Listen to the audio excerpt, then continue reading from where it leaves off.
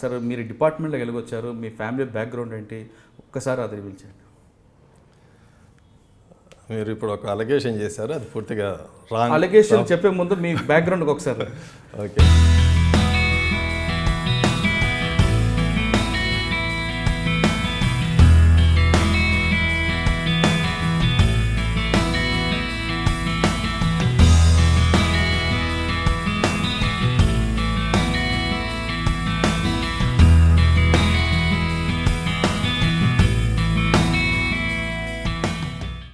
నా పేరు కొలను వెంకటేశ్వరరెడ్డి.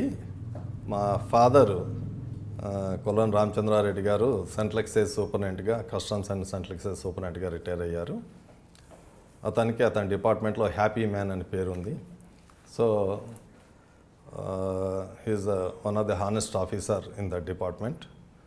నేను అతని కొడుకునని చెప్పుకోవడానికి గర్విస్తున్నాను. మా ఫాదర్ యూనిఫామ్ వేసుకోవడం చూసి నాకు కూడా యూనిఫామ్ వేసుకోవాలనే ఆలోచన వచ్చింది.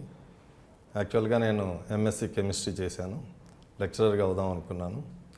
బట్ లక్కీలీ ఈ జాబ్ రావడము, ఇందులో స్టేట్ ఫస్ట్ ర్యాంక్ రావడము, తర్వాత రకరకాల ఐఎమ్ వెరీ హ్యాపీ. ఈ జాబ్ చేసినందుకు 33 సంవత్సరాలు ఈ డిపార్ట్మెంట్లో పనిచేసినందుకు గర్వంగా ఫీల్ అవుతున్నాను. ఇంత మంచి అవకాశము దేశంలో ఎంతోమంది పోలీస్ ఆఫీసర్లు కావచ్చు, రెవెన్యూ ఆఫీసర్లు కావచ్చు, ఇంకోటి కావచ్చు, కానీ జైలు ఆఫీసర్గా అయ్యి ఇంత సర్వీస్ అంటే సేవ, మానవ సేవ చేసే అవకాశం దొరికినందుకు నేను చాలా గర్వంగా ఫీల్ అవుతున్నాను. డిపార్ట్మెంట్కి, ప్రభుత్వానికి కూడా నేను చాలా కృతజ్ఞత తెలియజేసుకుంటాను. అంటే ఫస్ట్ పోస్టింగ్ ఎక్కడ ఉందండి?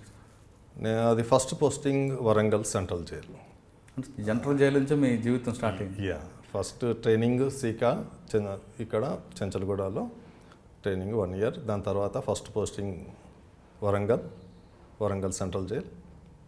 దాని తర్వాత రకరకాలుగా అంటే అక్కడ జరుగుతున్న ఒక సీక్వెన్స్గా తీసుకురండి. ఫస్ట్ వరంగల్ సెంట్రల్ జైల్లో మీరు ఏ పోస్ట్లో జాయిన్ అయ్యారు, అప్పుడు ఎలాంటి సిచ్యువేషన్ ఉండేది, ఎలాంటి క్రిమినల్స్ అక్కడ ఉండేవారు? ఎందుకంటే మీరు పనిచేసిన టైంలో మావోయిస్టులు, నక్సలైట్స్ మూవ్మెంట్ బాగుండేది. ఎటువంటి అక్కడ నక్సలైట్లు చూసారు మీరు? 1987-88 ఆ ప్రాంతంలో వరంగల్ జైల్లో సగం మంది నక్సలైట్ సానుభూతి పరులు ఉండేవాళ్ళు. మిగతా సగంలో 50% డెకాయిడ్స్, రాబరర్స్ ఉండేవాళ్ళు. మర్డర్ కేసులు ఎక్కువ ఉండేవి.